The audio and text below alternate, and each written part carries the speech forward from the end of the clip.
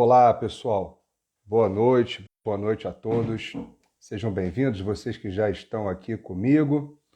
Bem-vindos também aqueles que estão por entrar. Boa noite também para aqueles que... Ou boa noite, bom dia, boa tarde, boa madrugada para aqueles que vão assistir a gravação. É um grande prazer ter vocês por aqui para falarmos sobre um tema tão importante e que tem gerado uma certa dúvida em muitos colegas, inclusive na advocacia trabalhista. Então, me propus a fazer essa live exatamente para parar algumas arestas e deixar pelo menos algumas questões bem alinhadas a fim de que nós venhamos a evitar erros, né, básicos no nosso dia a dia na advocacia. E também é importante aqui para que você que é trabalhador, que viu aí recentemente informações anunciadas. Boa noite, Sandra. Boa noite, Manu. Boa noite, Júlio. Boa noite, queridos. Boa noite, Andresa. Legal ter vocês aqui. Boa noite, Suelen. Convidem os seus amigos, tá? Vou só fazer uma introdução por enquanto. Aqui embaixo tem um aviãozinho, clica nele e encaminha aí para os seus amigos. Então, como eu estava a dizer, a live é importante não apenas para nós, né, advogados da área trabalhista, mas também para os trabalhadores em geral, para aqueles que atuam, por exemplo, em DP, em RH. É importante, né, saber alguns fundamentos nucleares daquilo que foi decidido e as repercussões, para que nós não tenhamos exatamente algumas situações que podem gerar uma controvérsia na própria aplicação. Assim, houve, obviamente, né, uma informação um pouco deturpada quando saiu o pronunciamento do que foi decidido no julgamento virtual, no plenário virtual, na sexta-feira, dia 5 de agosto. Sexta-feira agora, né, passada. Então é algo muito recente, algo que ainda ferve, algo que ainda gera, de fato, discussões calorosas, alguns achando que foi uma decisão absolutamente absurda, porque tira direito do trabalhador, outros não, que na verdade que entendem que a decisão do Supremo ela se coaduna exatamente com o ordenamento jurídico e, portanto, plausível a decisão, que é exatamente o meu caso, e eu vou explicar o porquê que eu estou nessa corrente. Para quem me conhece, normalmente, né, as decisões emanadas do Supremo Tribunal Federal no que diz respeito a direito material do trabalho e a direito processual do trabalho, elas passam pelo crivo da minha crítica de uma forma quase, né, que eu não tenho boas, digamos assim, recordações e manifestações a respeito das decisões. Mas, nesse caso, eu devo dizer que não tenho críticas a oferecer à decisão do Supremo Tribunal Federal. Pelo contrário, né, eu me coaduno ao pensamento da maioria, não foi uma decisão unânime, foi um julgado de 7-4 na DPF 501, mas a gente tem que entender o porquê, né, que nós chegamos a essa definição lá pelo Supremo Tribunal Federal. Meus caros, para a gente não perder muito tempo, eu não quero que essa live seja longa, eu só estou encaminhando aqui também para alguns colegas que pediram, né, para poder assistir a live de hoje. Então, assim, eu quero só fazer, né, um introito. Grande Gladstone, meu querido amigo, saudade, Rodrigo Sá, sejam bem-vindos. Prazer ter vocês aqui. Boa noite, Ana. Boa noite, Débora. Isso aí, salve, salve, meu amigo. Mande para os amigos aí, chame os nossos amigos da associação. Grande Fábio. Boa noite, doutor Ivan. Muito bem, muito bem, muito bom. A live vai ficar salva, Luciana, sem dúvida alguma. O conteúdo aqui tem que ficar acessível a todo tempo, tá bom? Então vamos lá. O que acontece, pessoal? Eu separei alguns tópicos aqui, né, para trazer para vocês. São 7 tópicos, na verdade, tá? E eu quero começar dizendo o seguinte. Se você entrar no site do Supremo Tribunal Federal, colocar lá no site do Supremo, você tem a possibilidade de fazer uma pesquisa por número do processo. Você vai colocar lá o número 501, vão aparecer ADI, ADO, ADC, enfim. Aí você clica na DPF. E aí você vai clicar lá no julgamento, para você ter acesso ao que foi, né, o julgamento no plenário virtual. E lá você vai poder ler o voto do ministro, né, Alexandre de Moraes, que é, ou melhor, foi o relator da ADPF 501.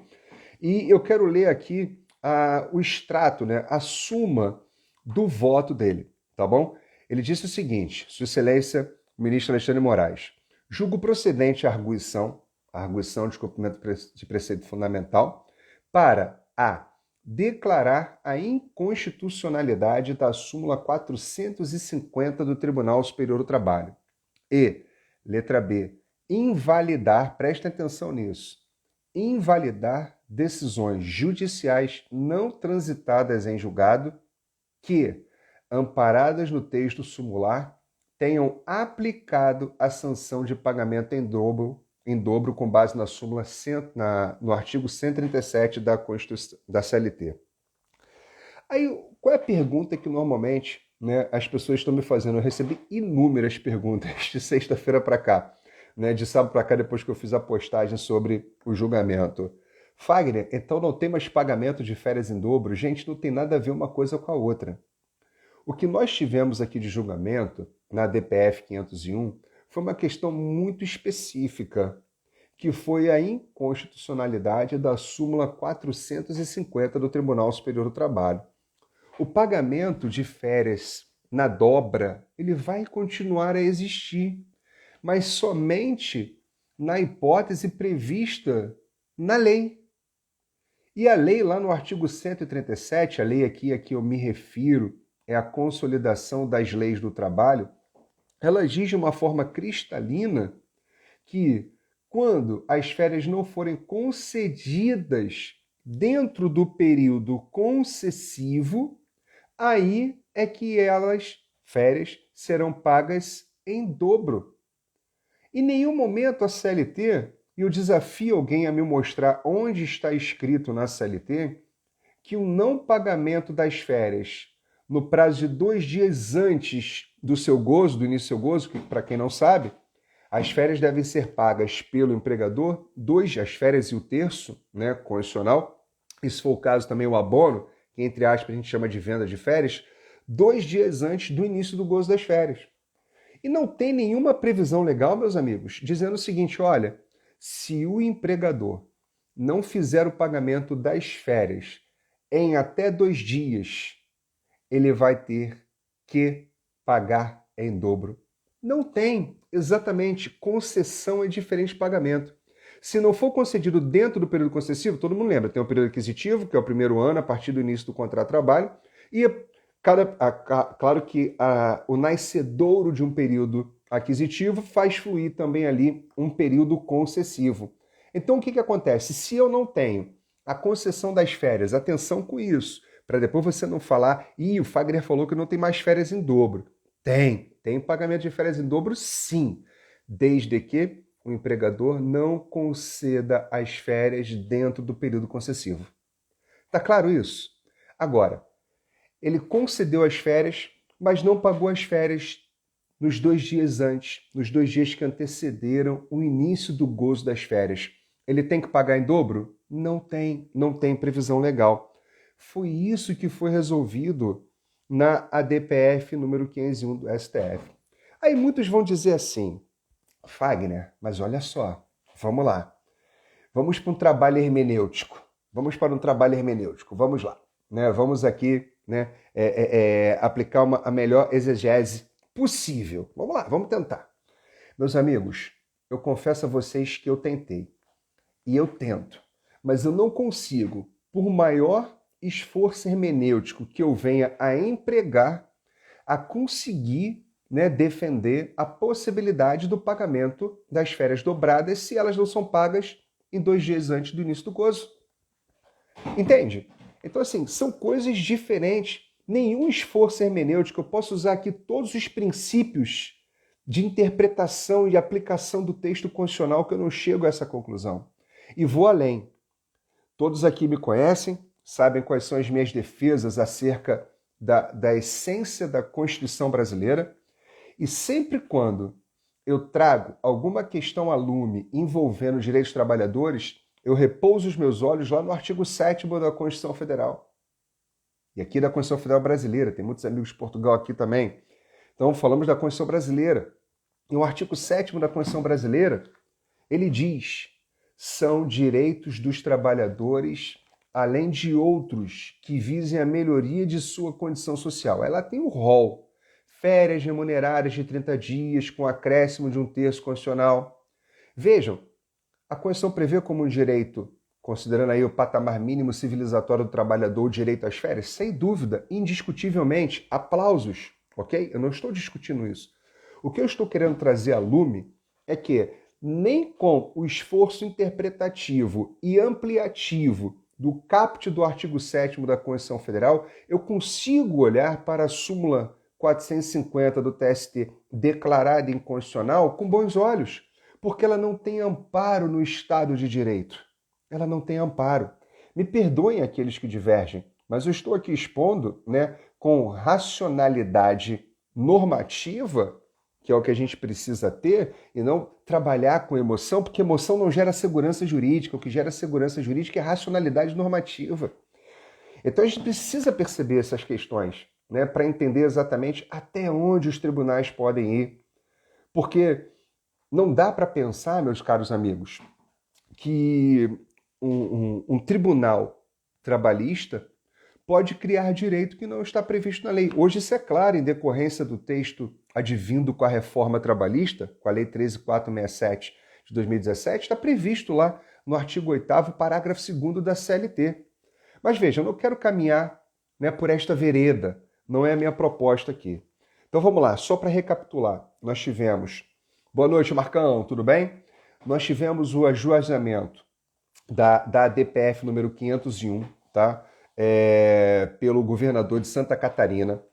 E a previsão da ADPF, como eu prometi, eu ia abordar um pouco a temática do direito constitucional, e aí eu estou só no primeiro tema, eu estou só na introdução, tá? Abordar um pouco do direito constitucional, invadir um pouco o direito do trabalho e também, né, o direito processual, porque eu quero apresentar para vocês algumas propostas que nós, advogados trabalhistas, devemos lançar mão quando esta questão do pagamento das férias não observar, evidentemente, né, a questão do pagamento 2 dias antes do início, obviamente, aí, das férias, ok? Adriano, meu amigo, desculpa, mas as empresas já não respeitavam de qualquer maneira, isso não é um motivo, né? Mal pagador é mal pagador, ponto. Ok? Caráter, meu amigo, não é a lei que muda caráter. O que muda caráter é a pessoa querer, na verdade, mudar a sua própria essência. Então, assim, você pode perceber o seguinte, tem tantas sanções, e isso inibe as empresas, né, em algum motivo, em alguma hipótese? Não inibe, né? Mal pagador é mal pagador, ponto, né? O bom pagador não vai se preocupar com a súmula 450 não, ele vai estar lá pagando 2 dias antes. Mas o mal pagador, o péssimo pagador, né? Esse não tem jeito. Esse pode ter multa, pode não ter, pode ter dobra, pode não ter. Não vai pagar. É aquele que fala assim, ó, devo e pago quando puder, se eu quiser. Tenta aí depois invadir o meu patrimônio, tenta penhorar alguma coisa e essa é a grande questão, né? Eu acho que esse argumento sociológico para a gente, né, acaba gerando até um prejuízo normativo, né, porque a gente não consegue enxergar soluções. Então a minha proposta aqui é exatamente essa, é perceber onde nós podemos efetivamente encontrar soluções, né, para esse desgaste que há realmente na relação de trabalho em razão da não observância, né, desse prazo, né, de pagamento aí, que são 2 dias antes do início das férias. Mas é sempre aí um argumento, né, essa questão. Agora, o que na verdade a gente tem que prever o péssimo pagador foi beneficiado, mas mais beneficiada ainda é a segurança jurídica e a Constituição que foi respeitada, né? A gente não pode ter um tribunal criando... Tudo bom, Silvana? Como vai? Seja bem-vinda. A gente não pode ter um tribunal criando direito. A propósito, deixa eu abrir um pouquinho isso aqui. Prometi que ia ser breve, mas eu preciso abrir um pouquinho aqui. Deixa eu contar uma coisa para vocês. Um dos preceitos fundamentais violados, destacados no voto do ministro Alexandre de Moraes, foi o artigo 2º da Constituição. Né? Como eu disse, houve o ajuizamento da DPF pelo governador de Santa Catarina. Num primeiro momento, o ministro Alexandre de Moraes, ele indeferiu a DPF, para vocês entenderem, ele extinguiu monocraticamente a DPF, dizendo que não era cabível a DPF, sob o fundamento de que a DPF não seria o meio adequado para impugnar enunciados de súmula, haja vista que as súmulas elas tão somente consubstanciam a síntese do entendimento jurisprudencial de um tribunal. Então elas não têm, dentro dos termos da lei, a lei regulamentadora da DPF, que é a Lei 9882 de 99, o caráter normativo que dali se extrai. Na verdade, ele até utilizou como subsídio uma ADPF que se discutia, inclusive, uma súmula do STF, a súmula 666, que trata da contribuição confederativa, né, cobrada de filiados de sindicatos, que foi a DPF número 80. E aí, mas mesmo assim, olha que coisa interessante, houve um agravo regimental em face dessa decisão monocrática proferida pelo ministro Alexandre de Moraes. Esse agravo regimental interposto trouxe como fundamentos primeiro, uma linha argumentativa que foi com a DPF número 323, se não me falha a memória, onde o próprio Supremo reconheceu o cabimento da DPF para questionar súmulas e, inclusive, declarou a inconstitucionalidade da súmula 227 do TST. Lembram? Aquela súmula que estabelecia a ultratividade das normas coletivas. Então, essa foi uma linha argumentativa.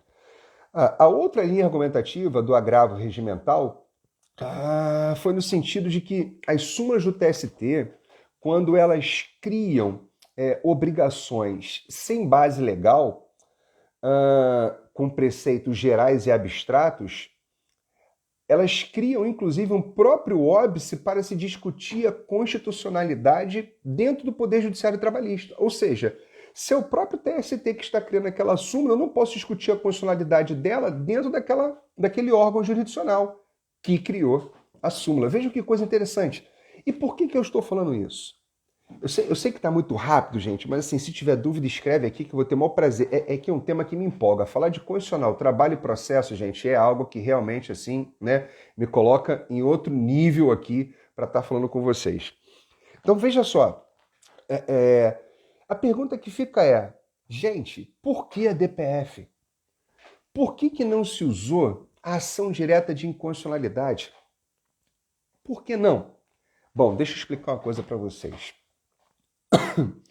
A ação direta de inconstitucionalidade, ela só cabe, está lá no artigo 102, inciso 1º, alineado da Constituição. Dá uma olhadinha lá que você vai perceber. O artigo 102, inciso 1º, alineado da Constituição, ela vai dizer que cabe ao Supremo Tribunal Federal, obviamente, principalmente a guarda da Constituição, cabendo-lhe, entre outras funções, julgar originariamente a ação direta de inconstitucionalidade contra a lei ou ato normativo federal ou estadual.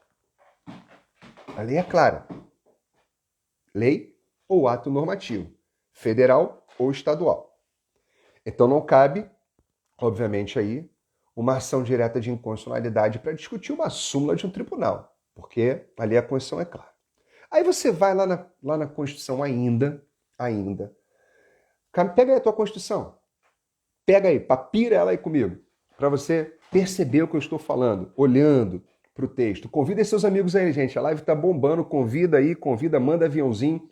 Vou dar 3 segundos para vocês mandarem aviãozinhos, porque vai pegar fogo ainda. Tem muita coisa boa para falar e fica até o final que lá eu vou dar algumas dicas, né, sobre o que eu tenho notado daquilo que poderia ser mais viável para fins de compensar, talvez, essa perda de direito, que nunca foi direito do trabalhador, né? E vejam lá, o que acontece? O artigo 102, parágrafo 1º da Constituição. Fala, Rodrigo Tadeu Peçanha, meu querido amigo, tudo bem? Eu sei que você era a favor da súmula 450, mas entenda todo o meu ponto de vista aí, meu amigo, né? Para você refletir sobre isso. Primazia da inviolabilidade jurídica, da inviolabilidade da segurança. A segurança jurídica é inviolável, é um direito fundamental. Daqui a pouco eu falo sobre isso. Fica aí que você vai ver as cenas do próximo capítulo. Muito bem. Aí estava falando eu que o artigo 102, inciso 1º, alineado à Constituição, diz que cabe ação direta de inconstitucionalidade, né, de apreciação e controle concentrado, abstrato, enfim, pelo Supremo Tribunal Federal, em face de lei ou ato normativo federal ou estadual, e as ações declaratórias de constitucionalidade contra a lei ou ato normativo federal. Não cabe a ADC contra a lei ou ato normativo estadual. Isso é extraído do texto constitucional, porque não sou eu que estou falando. Foi o Constituinte de 88 que quis assim e está lá no texto constitucional. Muito bem. Aí você me pergunta, tá, Fagner, mas qual é a previsão constitucional da DPF? Aí é que está o pulo do gato. Por quê? Olha aí, lá no artigo 102, grande Dani, tudo bem? Bom ter você aqui. Pega lá o artigo 102, parágrafo 1º da Constituição, queridos. O texto está dizendo lá, ó, arguição de descumprimento de preceito fundamental decorrente desta Constituição será apreciada pelo Supremo Tribunal Federal nos termos da lei. Pronto. É isso que está lá no parágrafo 1º do artigo 102 da Constituição Federal. Você fala, beleza, a Constituição falou tudo, mas também não falou absolutamente nada.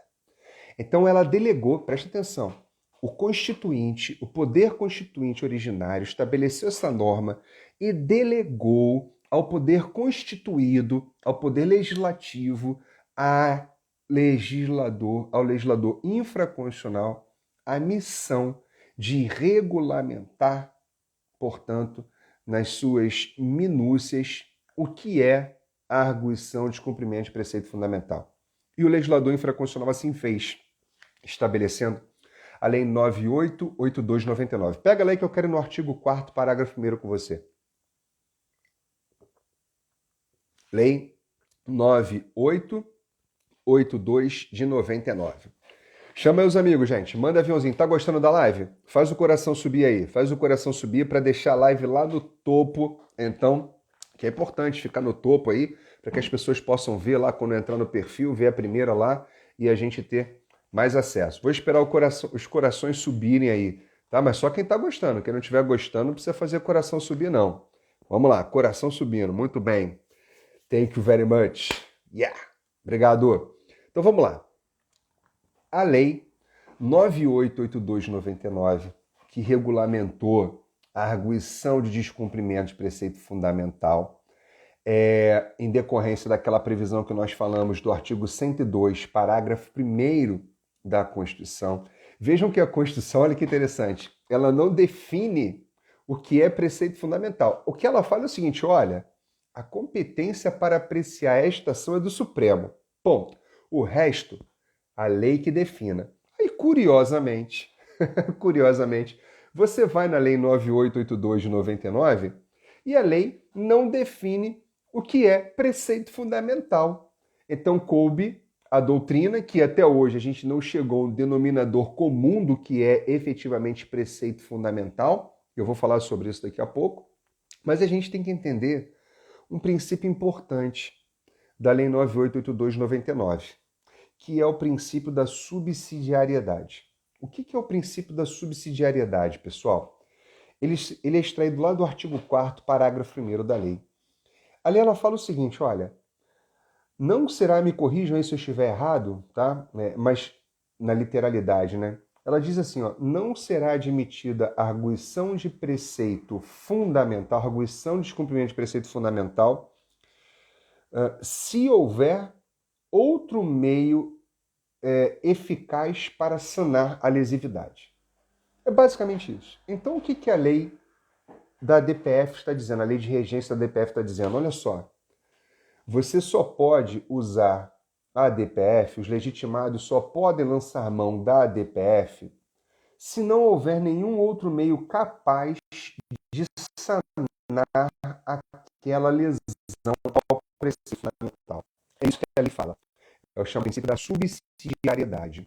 Por isso que é hoje uniforme o entendimento de que o princípio em apreço ele acaba por preconizar que a arguição de descumprimento de preceito fundamental ela fica condicionada, literalmente, à ausência de qualquer outro meio que seja capaz de sanar aquela lesão. Mas aí eu vou usar a DPF. Vamos lá, Fábio, vamos imaginar que cabe a DPF. Ela cabe a DPF por quê? Cabe a DPF contra quê? O que eu posso impugnar na DPF? Então vamos lá. A lei fala, olha, que vai caber a DPF contra lei ou ato normativo, lei ou ato normativo, lei ou ato normativo federal, estadual, municipal, ainda que eles sejam anteriores à Constituição Federal. Então, por exemplo, né, se eu quero impugnar, se eu vejo que uma lei municipal ela viola um preceito fundamental da Constituição Federal Brasileira, eu não posso arguir essa inconstitucionalidade através da ação direta de inconstitucionalidade, porque lembra, é só lei ou ato normativo federal ou estadual. Então tem que lançar mão da ADPF. É a mesma coisa quando eu tenho uma norma, lembra da lei de imprensa? E outras mais, né, normas que foram impugnadas anteriores ao texto constitucional, normas infraconstitucionais anteriores ao texto constitucional, que foram submetidas aí à arguição de descumprimento de preceito fundamental. Não vou entrar nesse mérito. Aí, gente, o que acontece? Vamos pensar, agora entrando lá na súmula 450 do TST, tá? Que é o quinto tópico aqui que eu separei para falar com vocês. Bom, já sabemos para que serve a DPF, já sabemos que preceito fundamental não são tão somente direitos fundamentais, esquece, tá? Que preceito fundamental são só aqueles direitos que estão estampados lá no rol dos direitos fundamentais. Não. Na verdade, preceito fundamental é muito mais amplo do que isso, ok?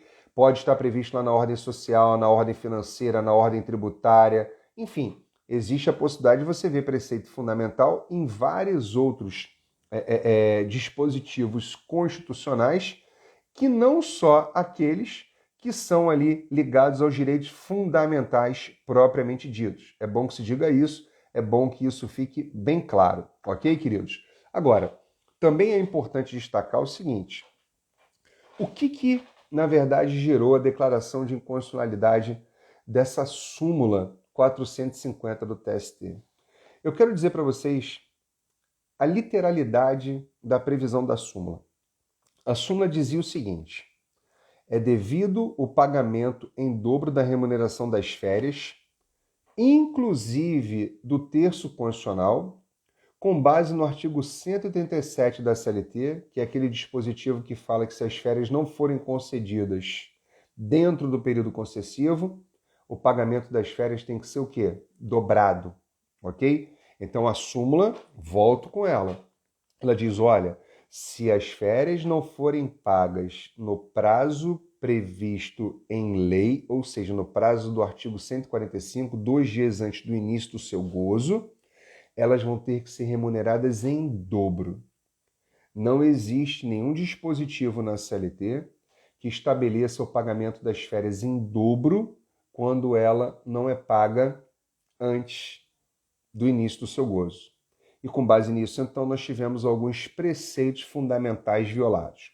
O primeiro deles, artigo 2º da Constituição Federal, que versa sobre o princípio da separação de poderes. Todos aqui sabemos, são poderes da União independentes e harmônicos entre si. O legislativo, o executivo e o judiciário.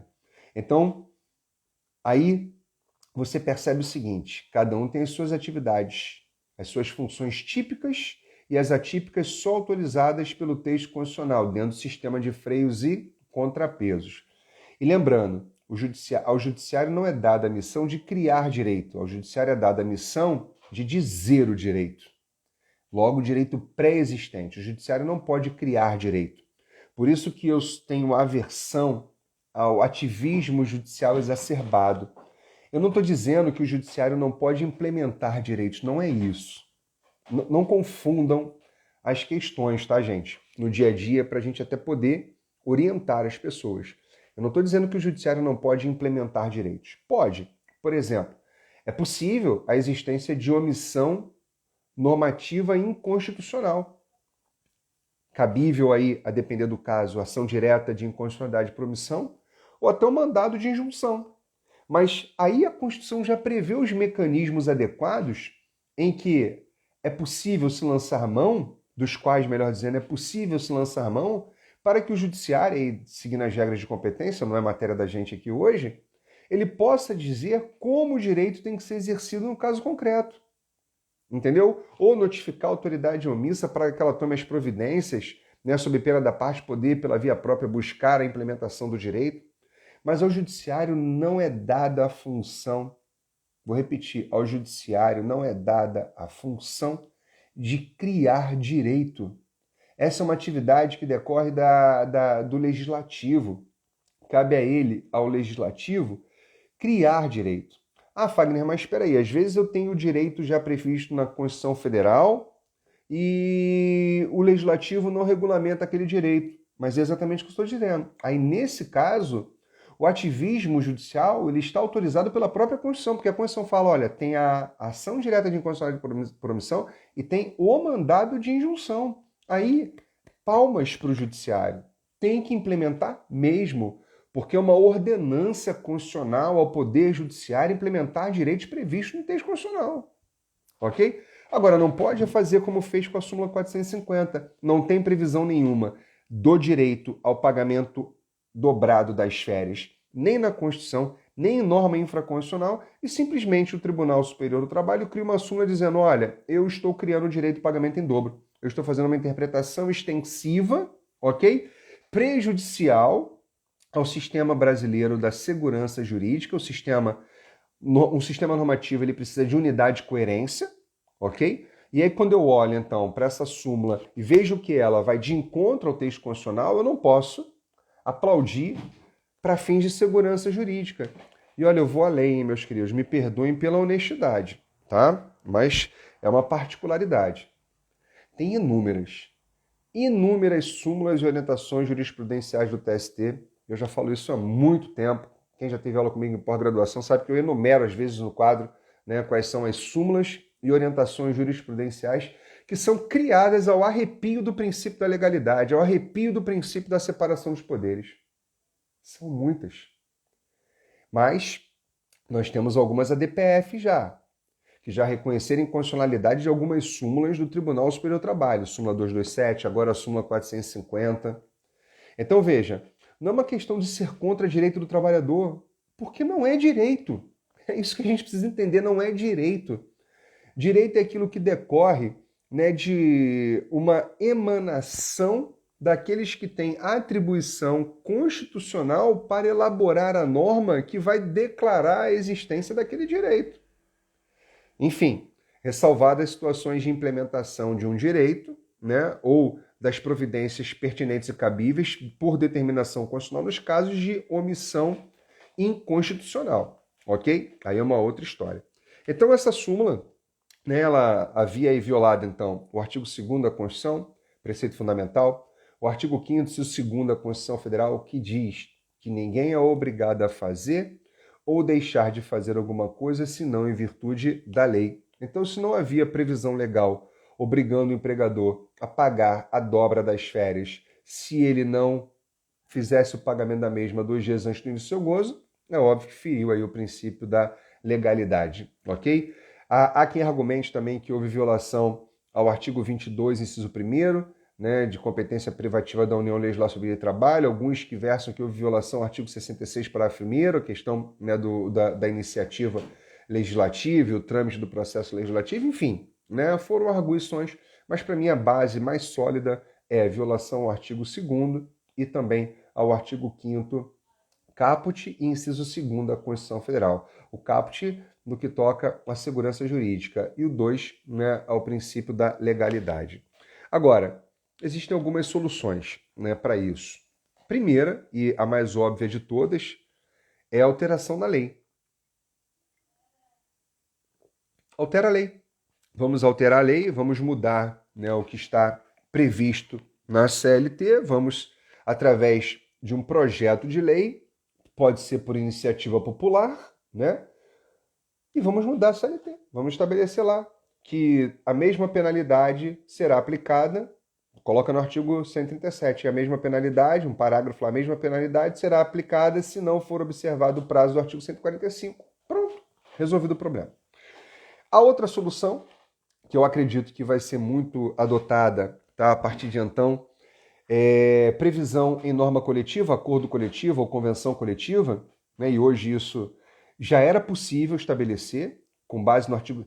Gente, isso é uma outra coisa que, assim, me gera um certo arrepio, tá? Por quê? Muitos dizem que só a partir da reforma trabalhista é que nós passamos a ter a legitimidade do negociado sobre o legislado. Isso é uma mentira. Isso é uma mentira, tá? Desculpa a palavra, mas é isso. Mantendo a transparência de sempre. É mentira.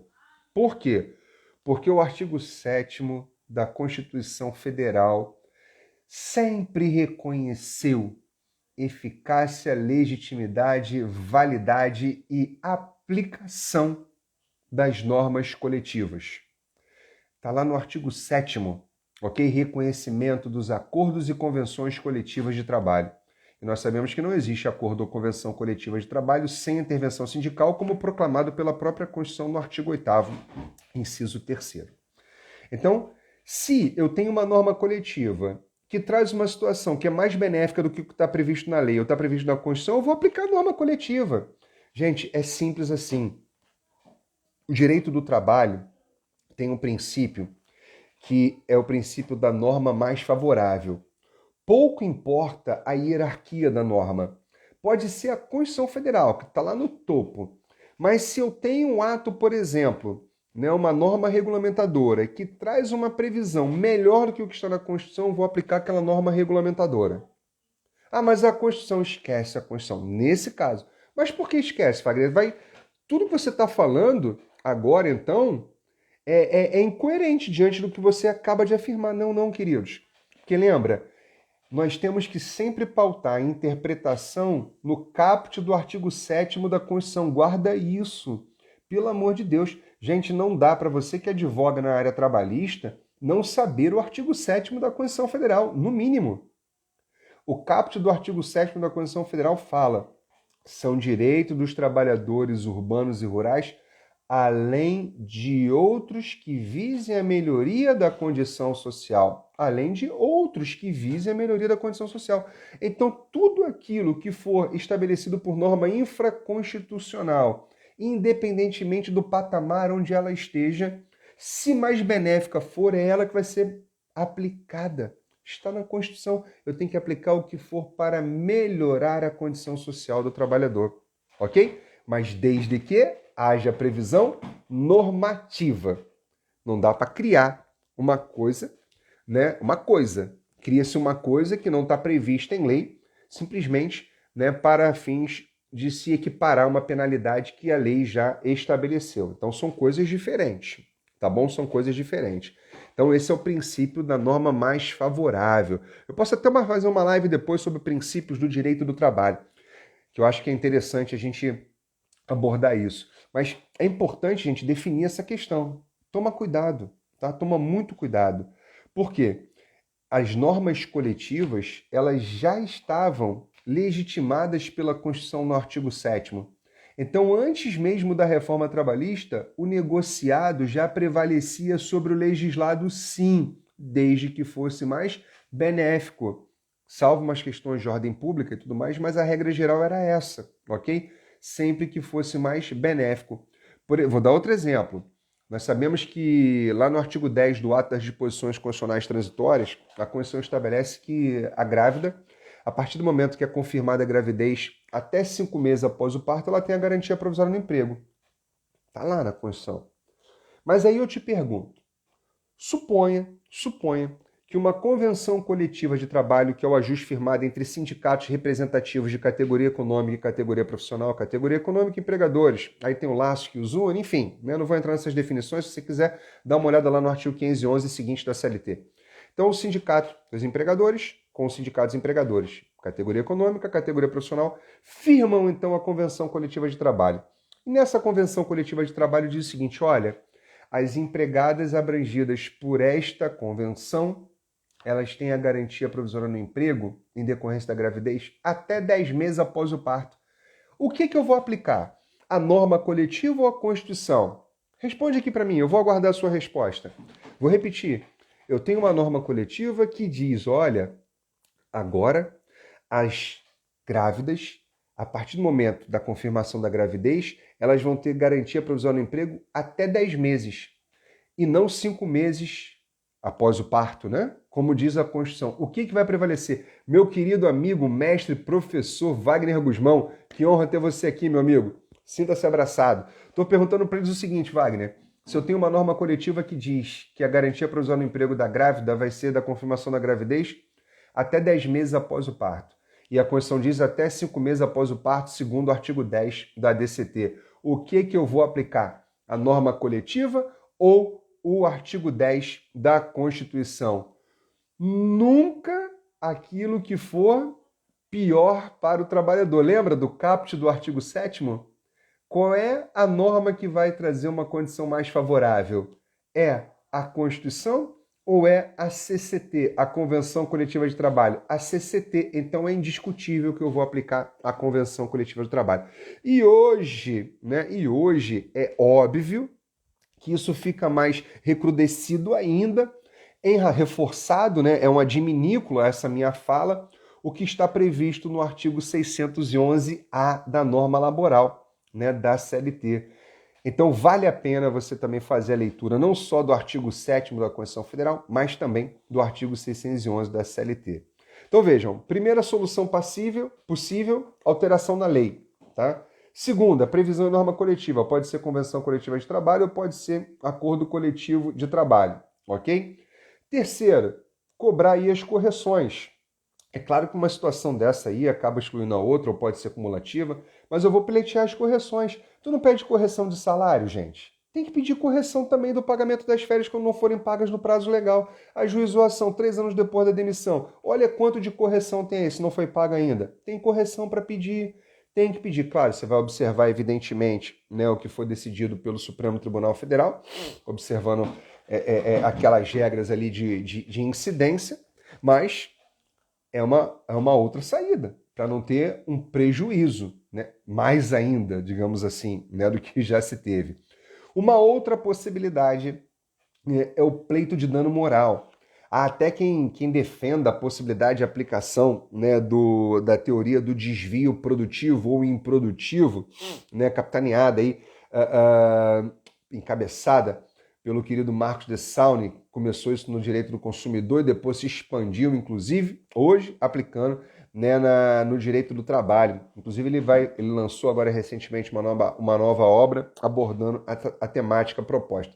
Enfim, mas é possível o dano moral. A grande questão do dano moral é, se a gente seguir, né, hoje, digamos assim, a tendência jurisprudencial da maioria dos tribunais, inclusive do Tribunal Superior do Trabalho, claro que com algumas ressalvas, o dano moral não seria in re ipsa.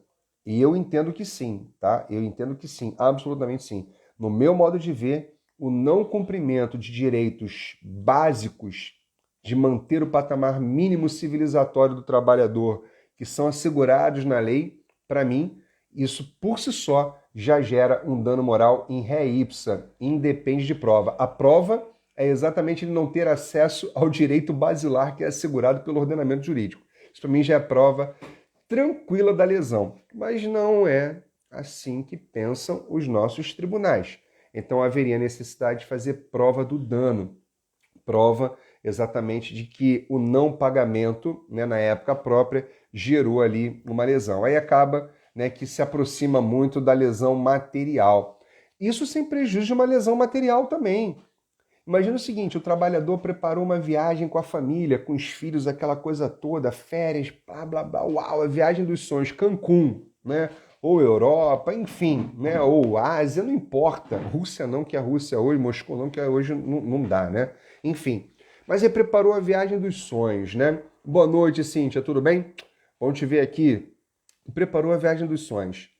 Ó, gastou dinheiro com passagem, reserva de hotel, aluguel de carro, tudo pago. Pá, tudo pago no cartão, parcelado em 12 ou 24 vezes. Olha só, gastou uma grana, mas ele estava contando com o dinheiro das férias, né, que seriam pagas 2 dias antes, para ele consolidar algumas situações e aí poder viajar. O dinheiro não foi pago.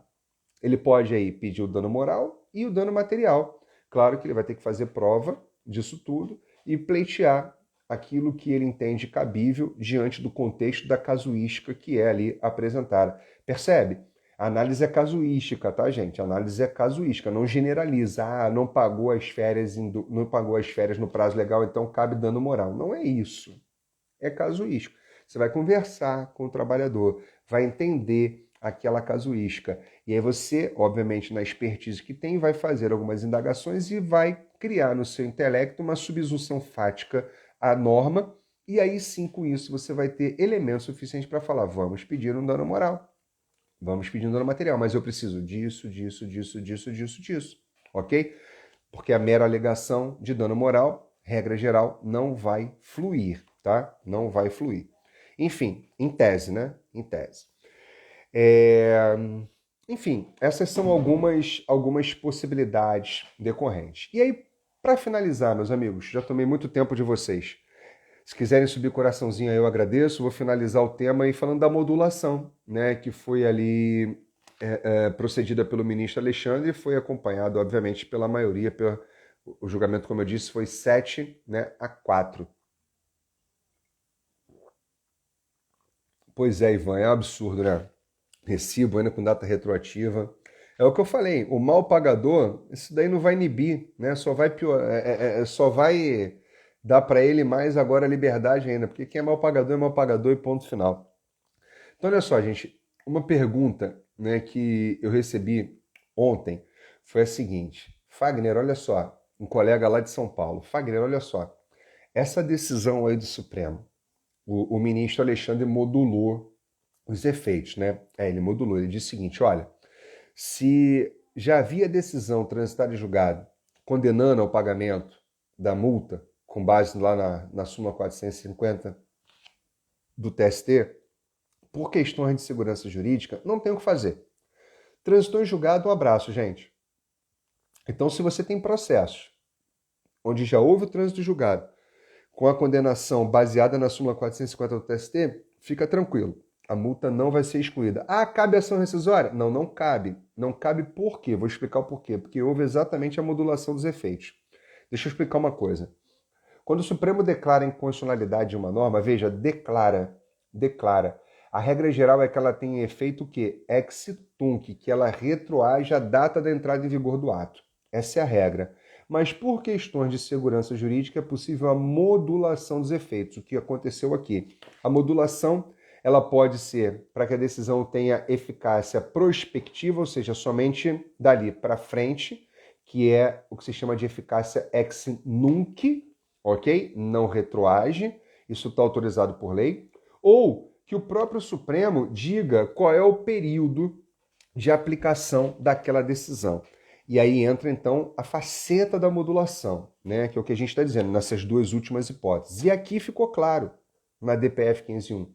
Porque ele disse, olha, se já tinha decisão transitada em julgado fixando aquela penalidade da súmula 450, deixa estar. Morreu. Um abraço. Tem que respeitar a coisa julgada. Lembra? Tem que respeitar a coisa julgada. Que também é um primado pautado na segurança jurídica em respeito ao Estado de Direito. Então não tem o que fazer. Agora, se no processo que foi fixada aquela multa, pautada na súmula 450, ainda não houve o trânsito em julgado, meus amigos, aí tem que excluir. O juiz pode excluir de ofício, ou se você tiver ainda em fase recursal, pode incluir esse tema no teu recurso e recorrer, tá? Pedindo a exclusão. Pode arguir inexigibilidade de título, pautada aí nessa coisa julgada inconstitucional, com base no artigo 884, parágrafo 5º da CLT, e no artigo 525, parágrafo 12º e seguinte da CLT. Ali ele vai falar também de ação rescisória, mas não é cabível, tá? Se estiver em fase de execução, isso foi indeferido, agravo de petição, recurso de revista, né, tentar sanar. Tem a reclamação constitucional, tem várias possibilidades aí para sanar. Né? A última via, né, assim, no meu modo de ver, há quem entenda de forma diferente, mas a última via, no meu modo de ver, seria a ação rescisória. Só se utilizasse todos os meios e realmente não fosse possível, a partir de então, excluir aquela aplicação. Do contrário, você vai lançar mão dos recursos, dos meios de impugnação cabíveis e pertinentes na ordem, né, em que a marcha processual de forma sucessiva ocorrer. Tá? Então, é importante isso. Por quê? A pauta é exatamente o respeito à segurança jurídica, né? Que é o que nós estamos falando desde o início aqui da nossa conversa. Artigo 5º da Constituição Caput, inciso 2º, inciso 35, 36 e assim sucessivamente, tá? Então, para deixar claro, definitivamente. Uma outra coisa importante, antes que eu esqueça, a decisão ainda não foi publicada. Não foi. Aí você vai falar, Fagner, então só passa a produzir efeitos a partir da publicação, né? Eu não entendo dessa maneira, tá? Eu não entendo dessa maneira. É algo divergente, mas eu não entendo dessa maneira por quê? Vamos imaginar que haja ali a oposição de embargo de declaração. Os embargos de declaração vão ter efeito meramente devolutivo, não vão ter o condão, portanto, de suspender aquilo que já foi decidido. Então, eu posso sim dizer que a eficácia do que decidido foi começa a partir do dia 5 de agosto. Então, decisões transitárias julgadas até aquele momento que previam a aplicação da súmula 450 ficam mantidas. Se não havia ainda trânsito em julgado, ou seja, tu está no prazo recursal, hoje isso é uma sentença num processo seu onde foi aplicada a súmula 450, você está pelo réu, pela empresa. Aí você vai interpor recurso ordinário, pode trazer essa tese já de exclusão da multa aplicada aí com base na súmula 450 do TST. Deu para entender? Essa é a questão, entendeu? Fala, Fred, meu amigo, tudo bem? Eu falei isso lá no começo. Por que houve o entendimento de que a súmula, né, ela... Na verdade, a súmula não é um preceito fundamental, a súmula violou um preceito fundamental. E a gente entrou aqui na Lei 9882 de 99, falamos na Constituição, no artigo 102, parágrafo 1º, explicamos o que é preceito fundamental, o porquê que coube, né, a DPF contra a súmula, porque não tem outro meio para sanar a lesão aos preceitos fundamentais invocados. Então nós abordamos, lá no comecinho da live tem isso, se você puder voltar lá, que já tem os detalhes, tá? Vale a pena. Então, meus queridos, é isso. Eu vou fechando aqui a nossa live de hoje. Agradeço demasiadamente a presença de vocês, um prazer enorme, é sempre bom estar aqui explorando algum conteúdo que seja útil para cada um de vocês. E qualquer dúvida, eu estou à disposição, a live vai ficar gravada. Revejam, analisem, reflitam, fiquem bem à vontade, eu estou aí à disposição. Tá bom, gente? Beijo grande, saúde e paz, pode fazer o coração subir. Prazer é todo meu, Michele, não tem porquê, meu querido Frederico. Fique em paz, meu amigo. Tá lá no comecinho. Qualquer dúvida, me chama que a gente conversa. Tá bom? Gente, um abraço, boa noite, boa semana para todos. Saúde, paz, Deus os abençoe. Até a próxima. Obrigado. Vou deixar salvo. Inclusive vou colocar no YouTube, ok? Que aí fica mais fácil também para as pessoas acessarem, tá bom? Lá no YouTube, se quiserem, podem mandar o link do YouTube para a galera aí, para que as pessoas entendam. As férias em dobro continuam, porém, apenas nos casos em que não houver a concessão no prazo previsto em lei, tá bom? Pagamento em dobro por não ter pago as férias 2 dias antes do seu início, acabou, inconstitucional. Tá bom? Beijo, gente. Saúde e paz. Até a próxima.